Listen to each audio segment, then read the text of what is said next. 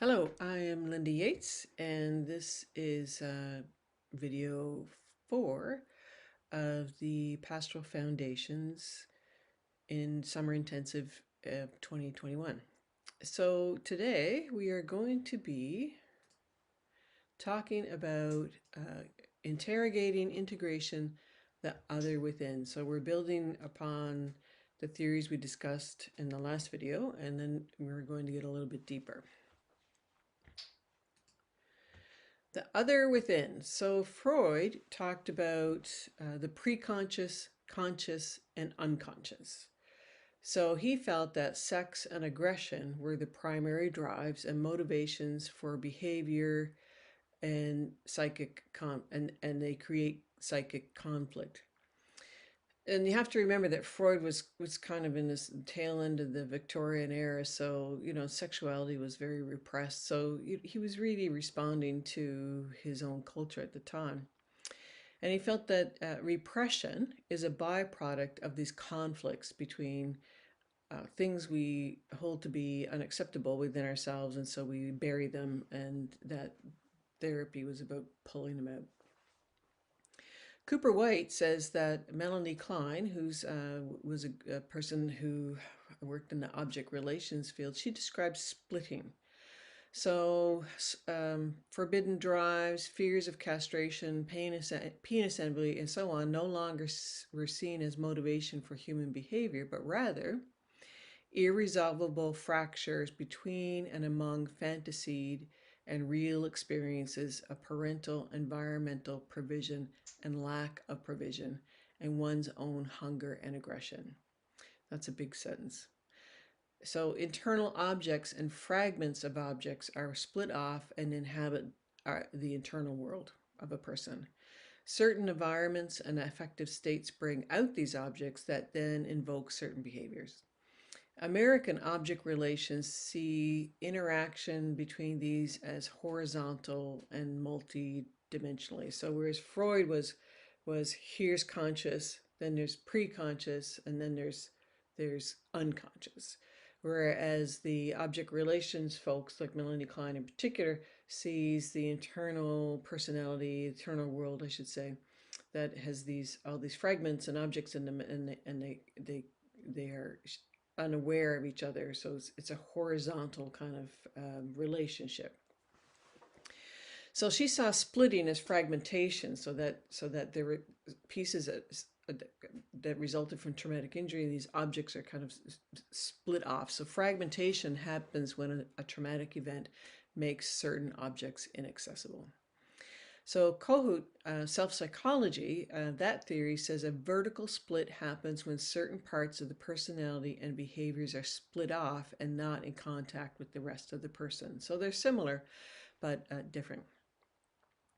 And a good example of this is clergy abuse. So, you will often, you will often see with people who have committed clergy abuse, who've had sexual relationships with their congregants and sexually abused them, that they will deny it, and you will think, whoa, like you can totally believe it because they seem so sincere. The reason that they engaged in sexual abuse is because of all of these internal issues they have around splitting off. But the part of them that is talking with you actually doesn't believe they did it. So there's a part of them that's totally split off. Probably, and because they would have experienced abuse earlier. So relational theories doesn't believe dissociation is negative. So they don't talk about splitting; they talk about dissociation. So what is dissociation? Is that it's if you want to think about dissociation, think about driving. So it's the automatic motions we go through that we don't really pay that much attention to. So, when you're driving, my mother has Alzheimer's, and when you think about driving, it is a very complex task, right? I mean, you have to be watching all over, you're concentrating on moving a wheel, you're thinking about speed and distance, about where you're going. you're managing signs. I mean, it is a tremendously complex activity, and yet most of us don't even think about any of it. So that is dissociated. That's the part of our minds that are dissociated. We don't need to be thinking about that because it's so automatic. We just kind of let it run. So relational theory understands the self as multiple and organized. So Philip Bromberg is found in Braided Selves, the book Braided Selves, says there is now abundant evidence that the psyche does not start as an integrated whole, but is non-unitary in origin, a mental structure that begins and continues as a multiplicity of self-states that maturationally attain a feeling of coherence which overrides the awareness of discontinuity. And this leads to the experience of a cohesive sense of personal identity and the necessary illusion of being one self.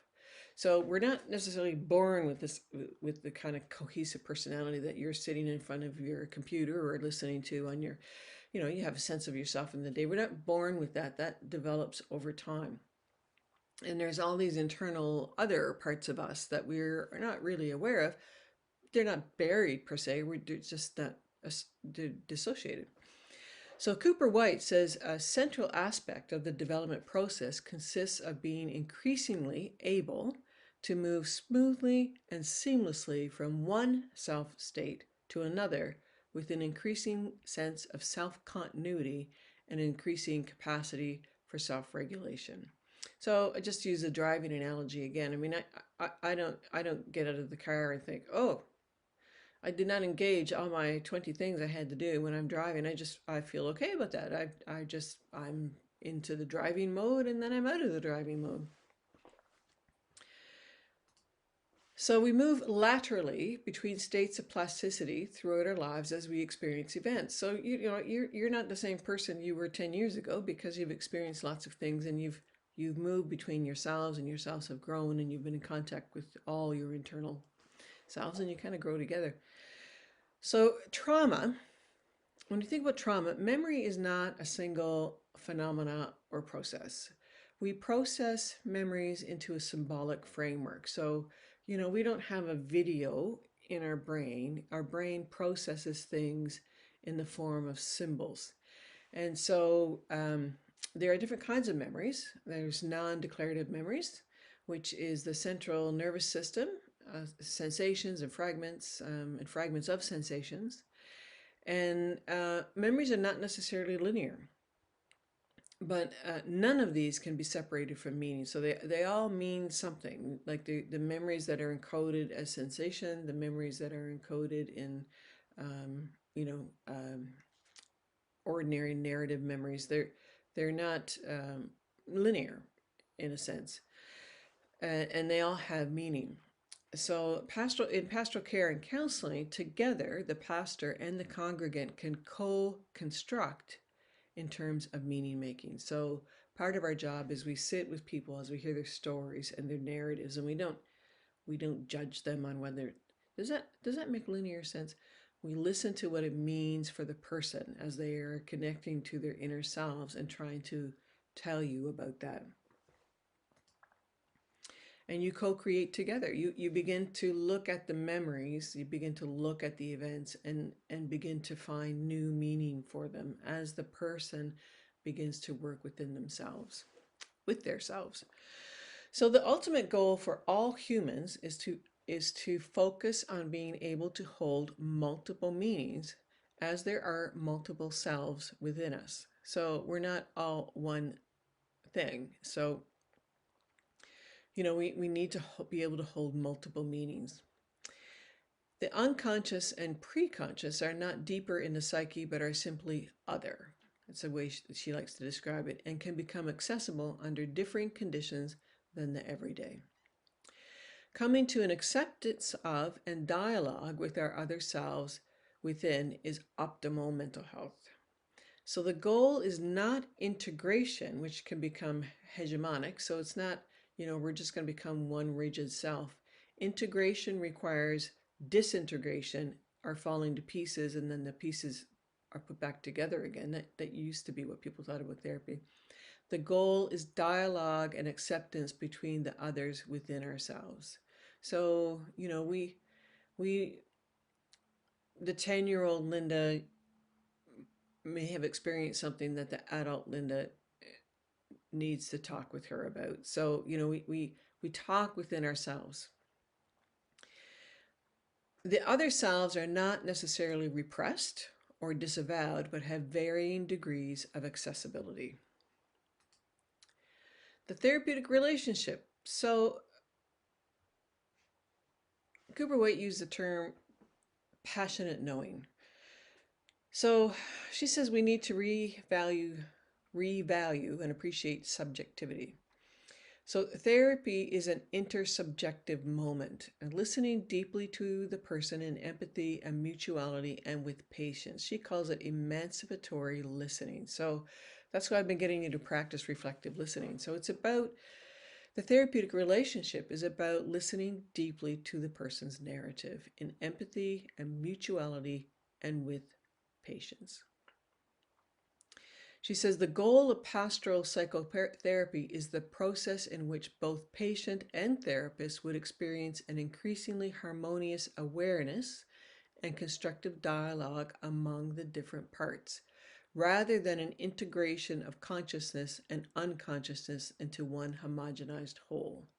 You know, helping people to understand that they're inconsistent inside sometimes, helping people to connect with parts of themselves they don't want to acknowledge. So, Cooper White says such psychotherapy is more orientation than method. And empathy for actual others in our relationships requires us to engage in the work of coming to know, accept, and even embrace the parts of our multiple selves that we have found most difficult to acknowledge.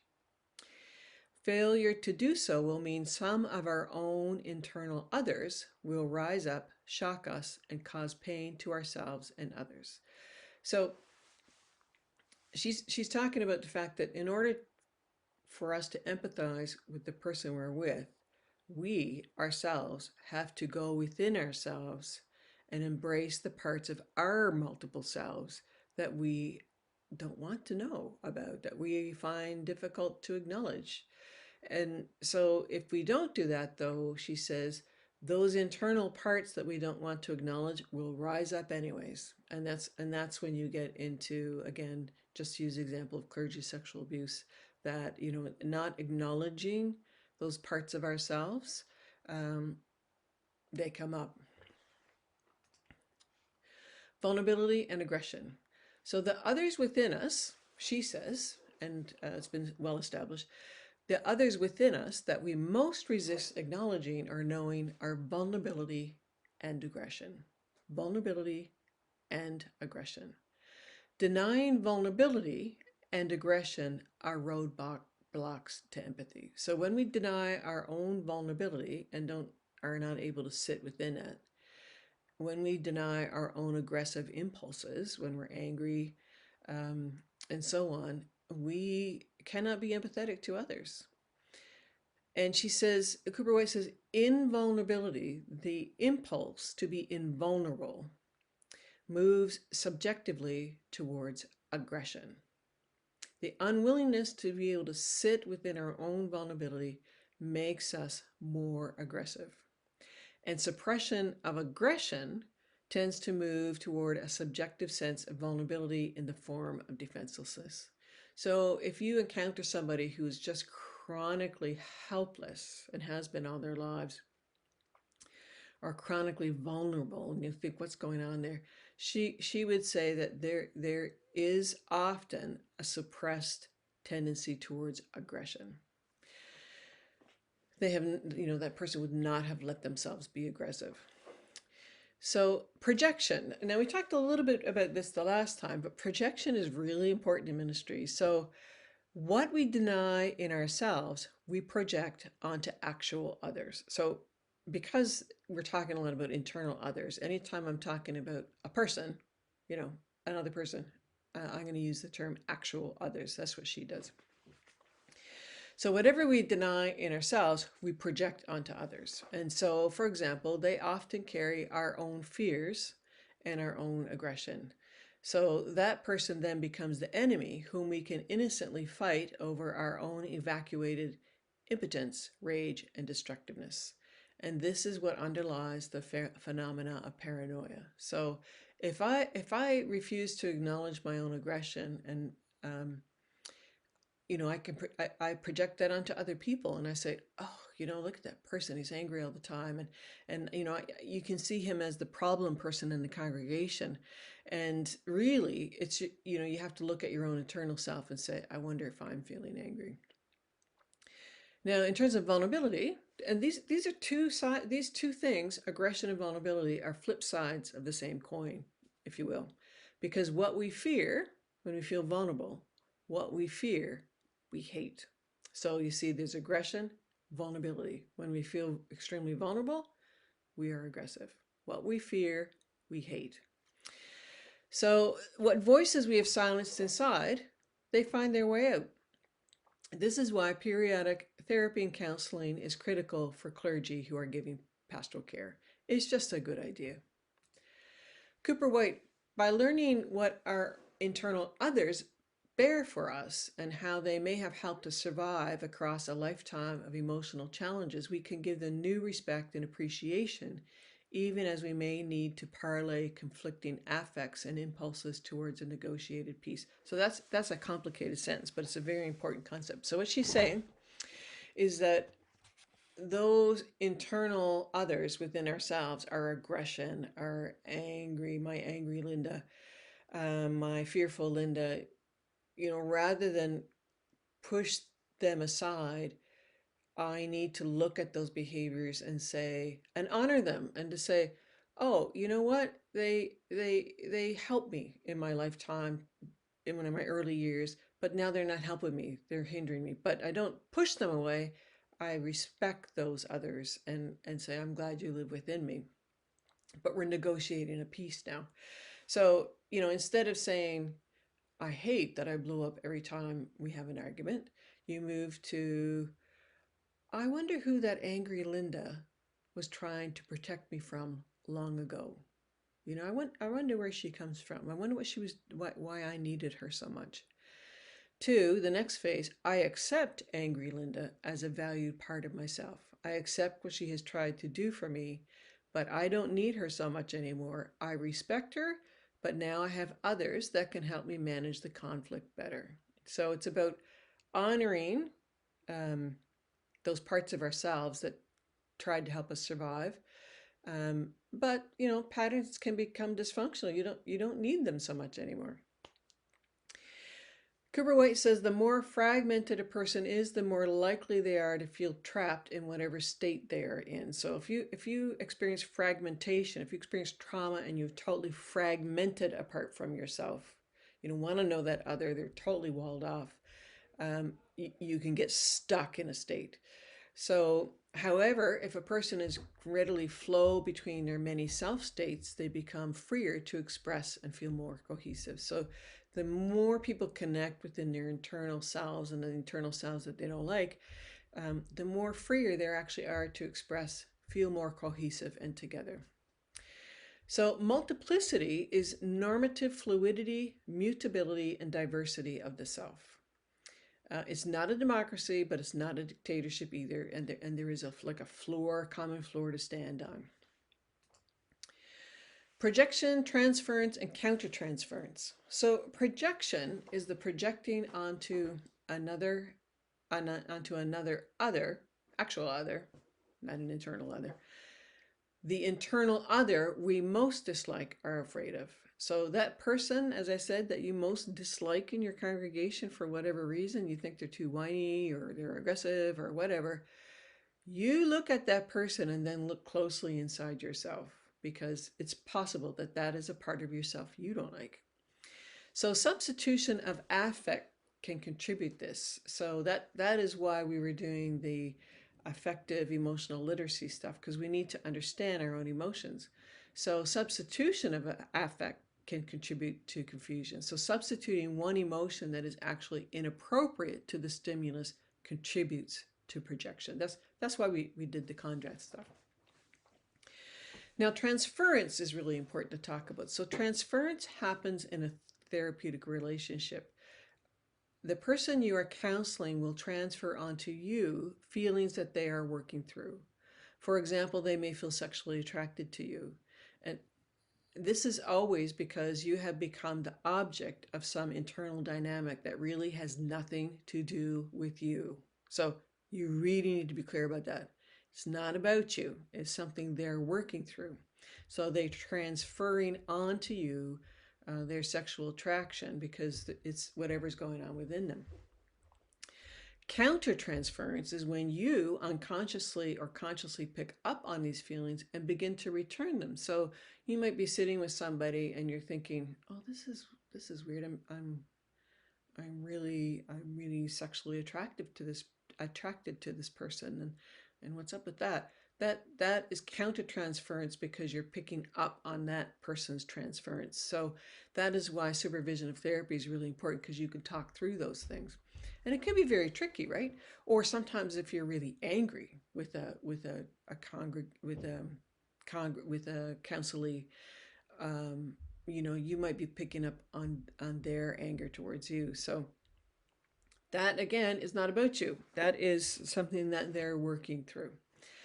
So, transference and countertransference can be used within a therapeutic relationship, but it takes a trained professional with many years of studying, training, and constant supervision. But it's good for you to know because you'll experience it too, right? So, these you have to ask what is it that transference about? Like, what is happening for that person? Those kinds of things. I don't know if you've ever seen the show In Therapy, but the very first episode of In Therapy does a brilliant job of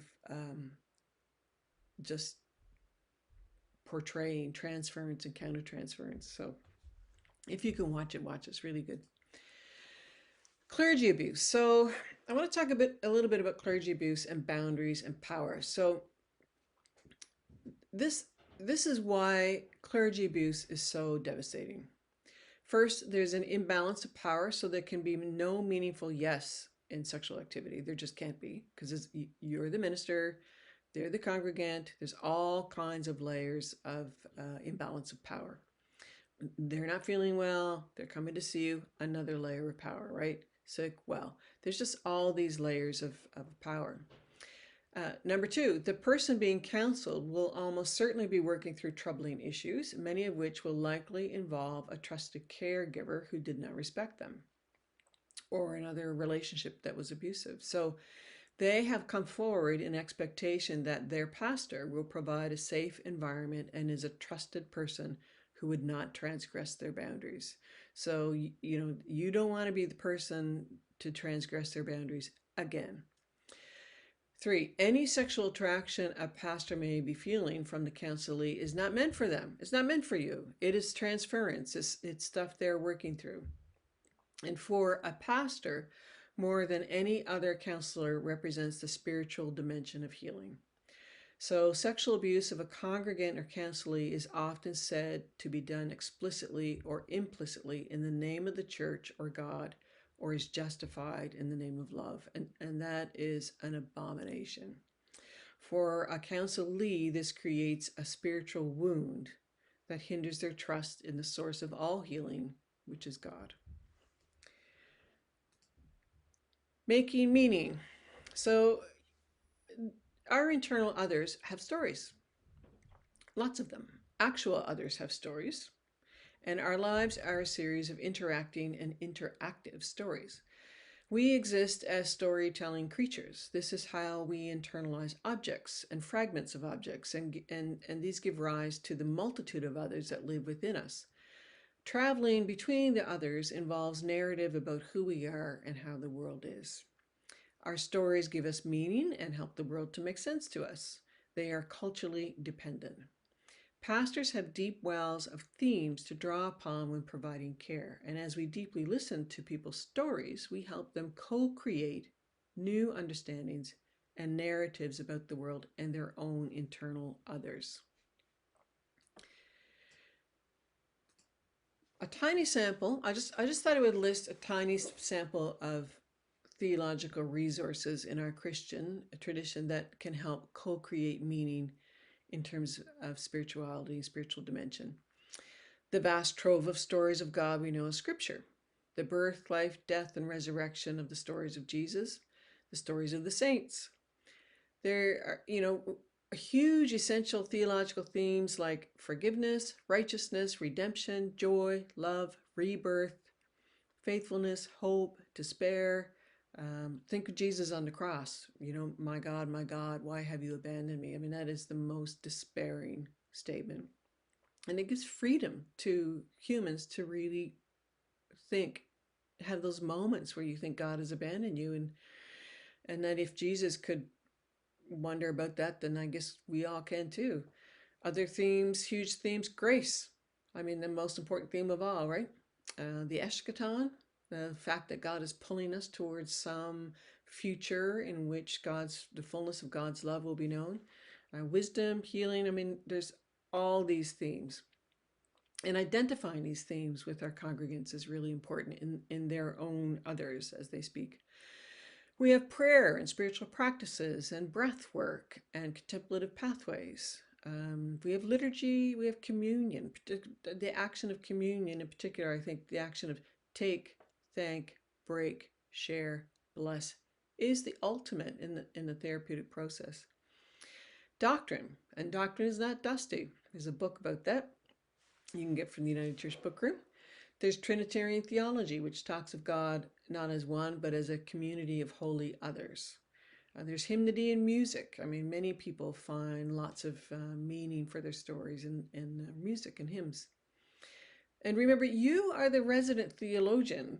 This is your job, right? So, your job is to um, ask the big theological questions, right? Ask the and identify within people's stories times of grace, times of wisdom and healing, and ask those questions about what God is up to. So, what does healthy look like? Well, respect for our bodies in a sense that we inhabit our own one body, being in mutually respectful relationships, a commitment to living a principle-centered life, attention and attentiveness to a spiritual practice of some kinds. That is the ultimate for healthiness, and we're all kind of working towards that all of our lives.